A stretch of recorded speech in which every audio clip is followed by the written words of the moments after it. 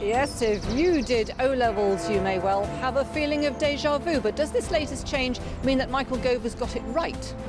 New look GCSEs will be introduced in schools in England from 2015 with continuous assessment replaced by traditional end-of-course exams. Well, our political editor Sue Jameson is at Westminster, and the government hopes that this will improve confidence in the GCSE system.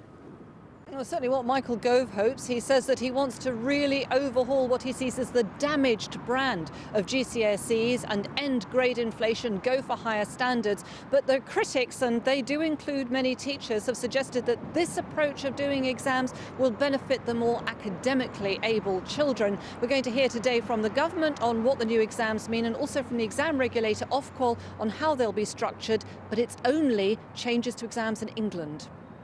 Yes, no one will get an A star in the future, but what grade would teachers and parents give Michael Gove?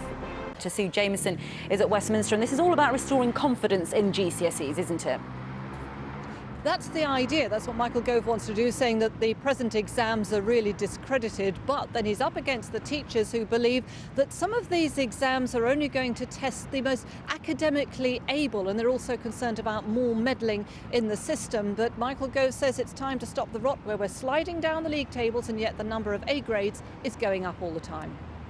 GCSEs are going back to basics. From 2015, the qualifications will move from coursework and continuous assessment to exams at the end of 2 years. And there'll be other big changes too. Exams will be graded from 8 to 1 instead of A star to G, with 8 being the top score. In English, pupils will study entire Shakespeare plays instead of just short extracts. And maths courses will feature more advanced algebra and statistics. The Department for Education says the changes we're making will restore confidence in GCSEs, scrapping the modular approach which led to last year's grading problems and most coursework. Is a single written exam at the end of 2 years testing the skills that employers and universities really want? It tests how good you are at writing an essay under pressure, but I don't hear a lot of employers crying out for better memory of facts. Labour argue that pupils, parents and teachers will be concerned by the uncertainty this creates. And it says shallow learning of facts alone will not help young people prepare for jobs in the future. Certainly teachers worry about all the chopping and changing in the exam system, and also whether the new look exams are going to help those who aren't academically gifted. But clearly the government feels that brand GCSE is now thoroughly discredited. They want to stop Britain sliding down the exam timetables around the world, they say. And also, of course, they want to test the brightest and help those who aren't so good. So lots of pressure on the Education Secretary to get this right.